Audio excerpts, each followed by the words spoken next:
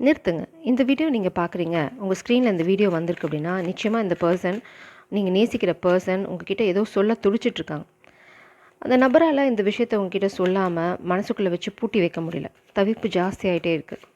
இத எப்போ நான் அவங்ககிட்ட சொல்ல போறேன் அப்படின்னு தூங்காம துடிச்சிட்டுருக்காங்க. அப்படி துடிக்கிற அந்த உண்மை என்ன?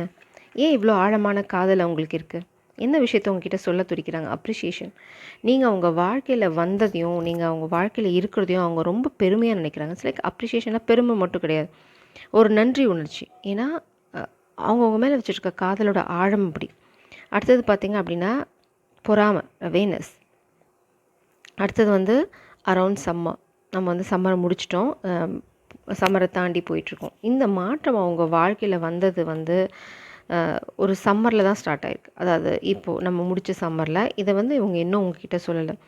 உங்களை சுற்றி ஒரு பொறாமை பிடிச்ச எனர்ஜி இருக்குன்னு அவங்க உங்களுக்கு சொல்கிறாங்க. நீங்கள் அவங்க புறமுதுகு காட்டியிருக்கீங்க. நிச்சயமாக வந்து உங்களது வந்து நோ கான்டாக்ட் சிச்சுவேஷனில் இருக்குது. அவங்க வந்து ஏதோ ஒரு விஷயத்த உங்ககிட்ட சொல்ல விரும்புகிறாங்க. யாரோ உங்களை சுற்றி இருக்கவங்க வந்து ஒரு பொறாமை பிடிச்சவங்க உங்களோட காதல் வாழ்க்கையை அழிக்கணும்னு முயற்சி பண்ணுறாங்க.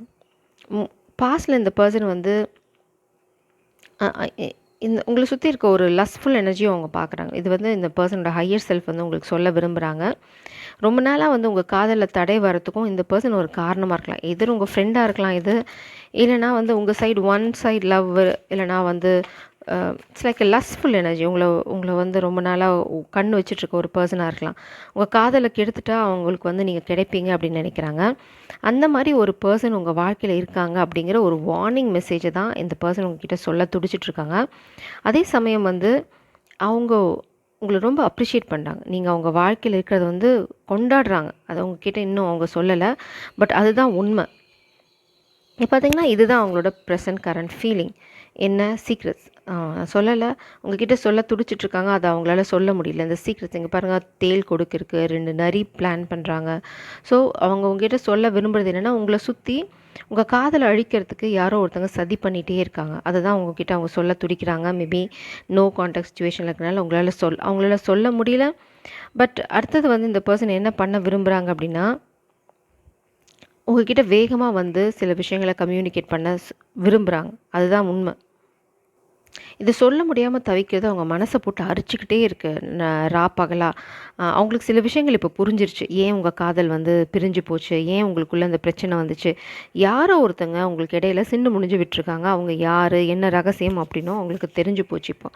அதனால தான் இப்போ உங்களை வந்து மனசுக்குள்ளே கோயில் கட்டி கொண்டாடிட்டு இருக்காங்க. ஏன்னா அவங்களுக்கு உங்களை பற்றி தெரியும். They are waiting for the right time. இங்கே பார்த்தீங்கன்னா இதுதான் அவங்களோட சீக்ரெட் தாட். அவங்க வந்து ஏதோ ஒரு விஷயத்த பண்ணிவிட்டு சரியான தருணத்துக்காக காத்துட்ருக்காங்க. மேபி உங்ககிட்ட கம்யூனிகேட் பண்ணுறதுக்காக காத்துட்ருக்கலாம். மேபி இந்த ஃப்ரெண்டுக்கு இல்லைனா உங்களை யார் கெடுக்க நினைக்கிறாங்களோ அவங்களுக்கு தெரியாமல் உங்ககிட்ட கம்யூனிகேட் பண்ணணும் அப்படின்னு அவங்க நினச்சிட்ருக்காங்க.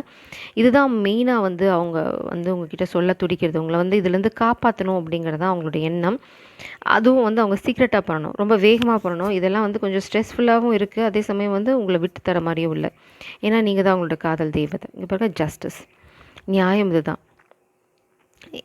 அவங்க வந்து உங்ககிட்ட சொல்ல துடிக்கிறது என்ன அப்படின்னு பார்த்தீங்கன்னா, உங்களுக்கு வந்து அநியாயம் நடந்திருக்கு, உங்களுக்கு நியாயம் கிடைக்கணும்னு நினைக்கிறேன். அதாவது இந்த காதலுக்கே அநியாயம் நடந்திருக்கு. ஸோ அதுதான் நியாயம். அவங்க வந்து இப்போது என்ன பண்ண நினைக்கிறாங்களோ அதை பண்ணுறது தான் நியாயம். உங்களை பாதுகாக்கிறது, உங்களை இந்த பர்சன் கிட்டேருந்து ப்ரொடெக்ட் பண்ணுறது. ஆனால் அது அவங்களால நேரில் சொல்ல முடியாது. மேபி ஃபோன் கூட பண்ணி சொல்ல முடியாது. ஏதோ ஒரு கிரிட்டிக்கலான சுச்சுவேஷன் இருக்குது. அதை வந்து உங்களை பார்த்து நேரில் தான் சொல்ல விரும்புகிறாங்க. அதுக்கான தருணத்துக்காக தான் காத்துட்ருக்காங்க. இதுக்கான தருணத்தை நீங்கள் க்ரியேட் பண்ணணும். ஃபர்ஸ்ட் ஆஃப் ஆல் நீங்கள் வெளியில் போகிறதோ, இல்லை நீங்கள் யூஷுவலாக போகிற இடங்களுக்கு போகிறதோ, நம்பிக்கையோடு நீங்கள் வந்து அடி எடுத்து வச்சிங்க அப்படின்னா நிச்சயமாக இந்த பர்சனை மீட் பண்ணுவீங்க பர்சனலாக. ஏதோ ஒரு ரகசியத்தை உங்ககிட்ட சொல்ல துடிக்கிறாங்க. உங்களை சுற்றி இருக்க பர்சனை பற்றி உங்களை ப்ரொடெக்ட் பண்ண துடிக்கிறாங்க. உங்ககிட்ட கம்யூனிகேட் உண்மையை சொல்ல துடிக்கிறாங்க. மெயினாக நியாயம் அதுதான். உங்களுக்கு ஆல்ரெடி இந்த நியாயத்தை பற்றி ஒரு சின்ன டவுட் இருக்கலாம். நீங்கள் அதை பற்றி அவங்கக்கிட்ட டிஸ்கஸ் பண்ணியிருக்கலாம். பட் அதுதான் உண்மை அப்படிங்கிறத சொல்ல துடிக்கிறாங்க. பிரபஞ்சம் உங்களுக்கு சொன்னாங்க, பி பேஷண்ட், பொறுமையாக இருங்க. இந்த பர்சன் நிச்சயமாக உங்ககிட்ட கம்யூனிகேட் பண்ணுவாங்க. கிங் ஆஃப் வான்ஸ், ரொம்ப வேகமாக எல்லாமே நடக்கும். நீங்கள் இப்போ ரொம்ப ஸ்லோவாக இருக்கலாம், நோ கான்டாக்ட் சிச்சுவேஷனில் இருக்கலாம். பட் உங்கள் வாழ்க்கை, உங்கள் காதல் வாழ்க்கை நீங்கள் எதிர்பாராத தருணத்தில் ரொம்ப வேகமாக வந்து மூவ் ஆகும். அதுக்கு முன்னாடி நீங்கள் நான் சொல்கிற இந்த மாதிரி விஷயங்கள் உங்கள் வாழ்க்கையில் நடந்திருக்கு. ஆமாம், எங்களை கெடுக்க நினச்சாங்க, இதெல்லாம் உண்மை தான் அப்படின்னு நினச்சிங்க அப்படின்னா 100% மேட்ச் ஆகுது அப்படின்னு நினச்சிங்கன்னா, ஐ கிளைம் திஸ் எனர்ஜி அப்படின்னு ஃபஸ்ட்டு கிளைம் பண்ணுங்கள். ஏன்னா அந்த பர்சன் உங்களை ரொம்ப ரொம்ப பாராட்டுறாங்க, அப்ரிஷியேட் பண்ணுறாங்க. இங்கே பாருங்கள் ஹார்ட் ஸ்ட்ரிங்ஸ். உங்கள் சுற்றி இந்த பர்சன் யார் உங்களுக்கு எடுக்க நினச்சாங்களோ உங்களோட எமோஷனோட விளையாடிருக்காங்க. இந்த பர்சனை பற்றி உங்ககிட்ட தப்பாக சொல்கிறது, உங்களை பற்றி அந்த பர்சன் கிட்ட போய் தப்பாக சொல்கிறது. ஸோ இப்படி உங்களுக்குள்ளே ஒரு சின்ன சின்ன கேப்பாக க்ரியேட் பண்ணி நீங்கள் அடுத்த தடவை பார்க்கும்போது அவங்கக்கிட்ட வேறு ஏதாவது பேச நினச்சிருப்பீங்க, இல்லைனா இன்டைரக்டாக ஏதாவது சொல்லியிருப்பீங்க. அது உங்களுக்குள்ள ஒரு ஃபைட்டை ட்ரிகர் பண்ணியிருக்கோம். அதுதான் படிப்படியாக தான் உங்கள் காதல் வாழ்க்கை பிரிஞ்சிருக்கே தவிர உங்கள் 2 பேர்த்தால் உங்கள் காதல் வாழ்க்கை நிச்சயமாக பிரியவே இல்லை. அதுதான் உண்மை. கொஞ்சம் பேஷண்ட்டாக இருங்க. உங்கள் பர்சன் அடுத்தது என்ன பண்ண போகிறாங்க அப்படின்னா புது ஆரம்பம். ஸோ அதுக்காக தான் தருணம் பார்த்துட்ருக்காங்க. சரியான தருணத்தில் தான் இந்த புது ஆரம்பத்தை அவங்க எடுத்துகிட்டு போகணும். மேபி இந்த பர்சன் வந்து உங்களை கெடுக்க நினைக்கிறவங்க உங்கள் கூடவே இருக்கலாம், சொல்ல முடியாது. உங்கள் கூடவே இருக்கலாம், அவங்க ஃபேமிலியாக இருக்கலாம், ஃப்ரெண்டாக இருக்கலாம். அவங்களுக்கு நல்லாவே தெரியும் நீங்கள் வந்து கொஞ்சம் அப்பாவே, இல்லைனா வந்து எல்லாத்தையும் நம்பிடுவீங்க, இல்லைனா உங்கள் சூழ்நிலை அவங்களுக்கு கூட இருக்கிற மாதிரி இருக்குது. அதனால தான் இந்த பர்சன் ரொம்ப பார்த்து நிதானமாக உங்ககிட்ட வர முயற்சி பண்ணிகிட்ருக்காங்க. பாட்டம் டெக் எனர்ஜி பார்த்தீங்கன்னா 7 ஆஃப் வாண்ட்ஸ். வெற்றி பெறுவாங்களா அப்படின்னா எஸ். நீங்கள் இந்த டஃப் சுச்சுவேஷனை கடந்து உங்கள் காதலை கைகளில் ஏந்துவீங்களா, இல்லைனா உங்கள் காதல் உங்கள் கைகளில் வருமா அப்படின்னா எஸ். நிச்சயமாக இந்த காதல் உங்கள் கைகளில் வரும். எத்தனை பேர் தடை பண்ணாலும் சரி, நீங்கள் இறுதியாக வெற்றி பெறுவீங்க. அதுக்கு பண்ண வேண்டியதெல்லாம் நம்பிக்கை. உங்கள் பர்சனை பற்றின சந்தேகங்களை நேராக கேட்டு தெளிவு பண்ணிக்கோங்க. யார் சொல்கிறதையும் நம்பாதீங்க. அடுத்தது patience.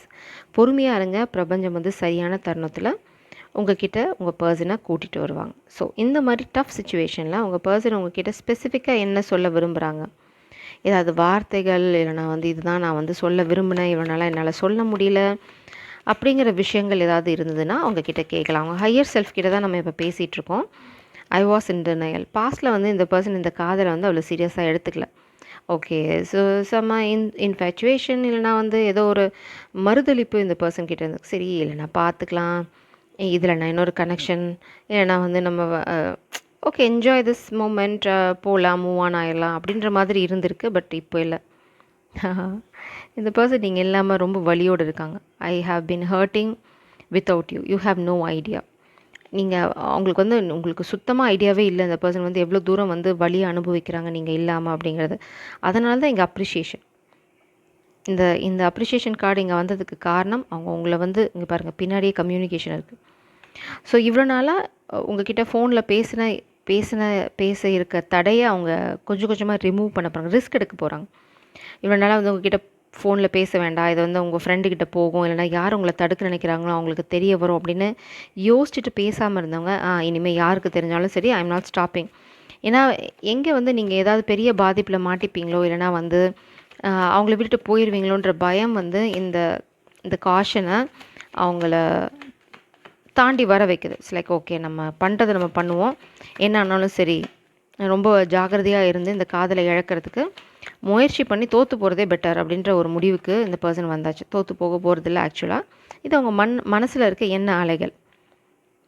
I believe in connection more than anything. இங்கே பாருங்கள், இந்த கனெக்ஷனையும் அவங்க ரொம்ப பரிபூர்ணமாக நம்புகிறாங்க. இந்த கனெக்ஷன் நிச்சயமாக வந்து அவங்களோட இறுதி வரை இருக்கும், அவங்களோட உண்மையான காதல் இது அப்படிங்கிற அந்த நம்பிக்கை அந்த பர்சனுக்கு நிச்சயமாக இருக்குது. அது இல்லாமல் அவங்க வந்து இந்த கனெக்ஷன் தான் நீங்கள் இல்லாமல் அவங்க அனுபவிக்கிற வழி, இந்த கனெக்ஷனோட அருமையை அவங்களுக்கு புரிய வச்சுருக்கு. I think I believe in our connection more than anything. So இதுதான் உங்களை சுற்றி ஏதோ ஒரு சீக்ரெட் இருக்குது, உங்களுக்கு தெரியாத சீக்ரெட். நீங்கள் நோ கான்டாக்ட் சுச்சுவேஷனில் போனதுக்கு நீங்கள் நினச்சிட்ருக்க காரணம் இல்லாமல் இன்னும் ஒரு காரணம் இருக்குது. அந்த ரகசியம் உங்கள் பர்சனுக்கு மட்டும்தான் தெரியும். கூடிய சீக்கிரம் அந்த ரகசியமும் உங்களுக்கு தெரியப்படுத்தப்படும். உங்கள் பர்சன் மூலம் தான் அவங்க தான் வந்து சொல்ல போகிறாங்க. So be passion. உங்கள் பர்சன் பேக்ரவுண்டில் ஒர்க் பண்ணிட்டு தான் இருக்காங்க. உங்களை ப்ரொடெக்ட் பண்ண தான் அவங்களோட மெயின் இன்டென்ஷன். ஸோ அவங்கள புரிஞ்சுக்கிட்டு நடந்துக்கோங்க, கோவப்படாதீங்க. இதுதான் ரொம்ப முக்கியமாக நீங்கள் இந்த தருணத்தில் புரிஞ்சிக்க வேண்டியது. ஜெய் சாரம், காட் பிளஸ் யூ.